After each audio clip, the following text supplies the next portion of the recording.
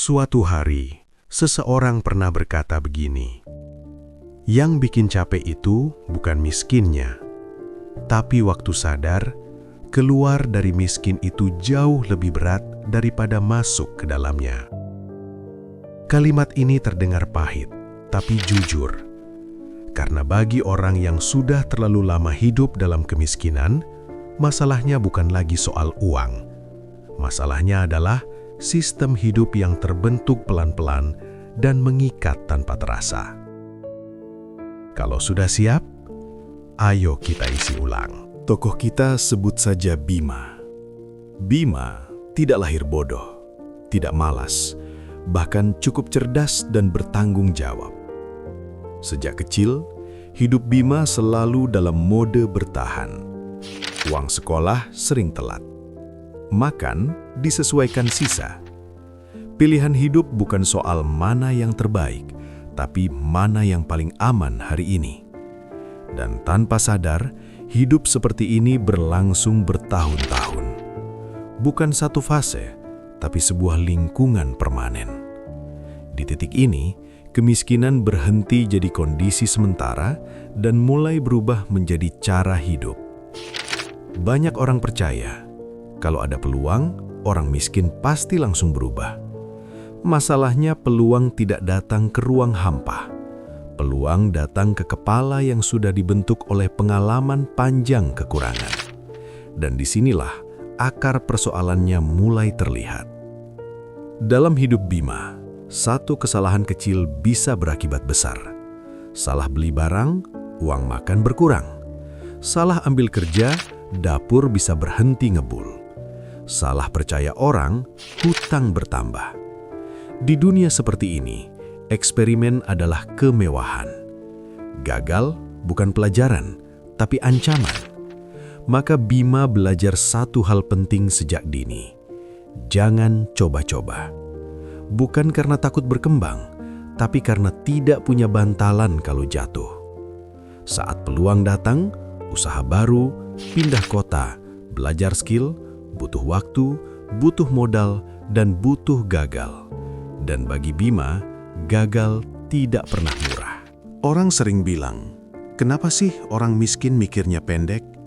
Padahal jawabannya sederhana, karena hidupnya dipaksa pendek. Saat listrik belum tentu nyala bulan depan, saat kontrakan bisa naik kapan saja, saat sakit berarti hutang, maka otak manusia akan otomatis fokus ke bagaimana selamat hari ini. Bima tidak menabung bukan karena tidak tahu pentingnya menabung. Ia tidak investasi bukan karena tidak paham, tapi karena seluruh sistem hidupnya menuntut solusi instan. Jangka panjang terdengar indah, tapi sering terasa tidak relevan dengan realita. Lama-lama, kemiskinan tidak hanya tinggal di dompet Bima, ia pindah ke kepala. Ada kalimat yang sering muncul di pikirannya. Ini bukan kelas gue. Kayaknya bukan buat orang kayak gue. Orang kayak gue mah segini-gini aja. Kalimat-kalimat ini tidak datang dari satu kegagalan, tapi dari akumulasi penolakan kecil sepanjang hidup. Ketika lingkungan, sistem, dan pengalaman terus berkata, kamu bukan targetnya, maka otak akan berhenti mencoba masuk. Di titik ini, kemiskinan berubah menjadi identitas diam-diam. Kalau kamu sampai di menit ini, satu hal bisa dipastikan, kamu bukan cuma cari motivasi, kamu lagi cari penjelasan, dan itu yang akan kita lanjutkan sekarang. Suatu hari, Bima dapat peluang, gaji naik, lingkaran pergaulan berubah, akses mulai terbuka. Secara teori ini momen naik kelas. Tapi anehnya, justru di fase ini Bima sering panik, takut salah langkah, takut kehilangan, takut tidak pantas berada di sana. Karena selama puluhan tahun, hidupnya dilatih untuk bertahan, bukan mengelola kelimpahan. Uang lebih malah bikin cemas, pilihan banyak malah bikin ragu. Bukan karena Bima tidak mampu, tapi karena otaknya belum pernah tinggal di ruang aman. Ada satu hal yang jarang dibahas. Saat seseorang mulai naik kelas, lingkungannya tidak selalu ikut naik. Kata orang, Bima mulai berubah. Cara pikir beda, prioritas beda, dan tanpa disadari, tekanan muncul. Sekarang sombong, udah lupa daratan, udah nggak kayak dulu. Di titik ini, banyak orang tanpa sadar menarik diri kembali. Bukan karena gagal, tapi karena takut kehilangan identitas sosial. Naik kelas sering berarti sendirian lebih lama. Dan bagi orang yang sejak kecil hidup dari solidaritas bertahan hidup, kesepian adalah harga yang berat. Yang sering luput dari pembahasan adalah ini. Kemiskinan jangka panjang menciptakan ekosistem lengkap. Mulai dari pola pikir bertahan, keputusan pendek, identitas rendah, jaringan terbatas, hingga rasa takut pada stabilitas.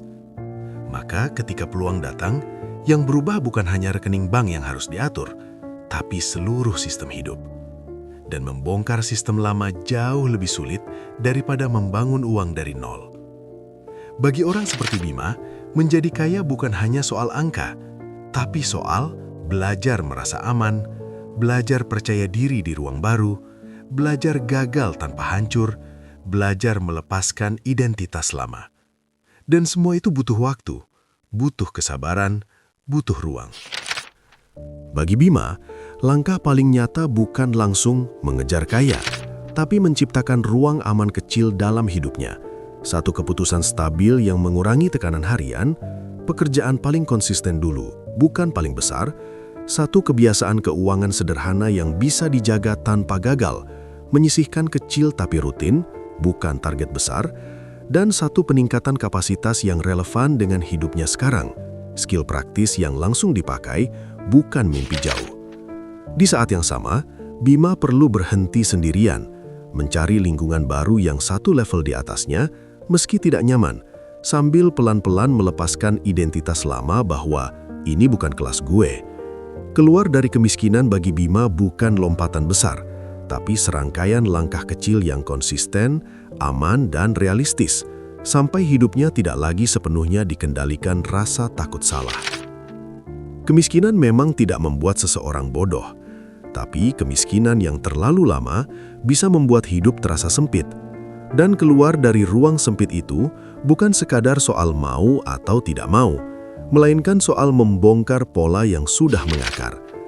Kalau kamu pernah merasa, aku sudah melakukan hal yang benar, tapi tetap terasa berat, mungkin ini bukan tanda kamu gagal.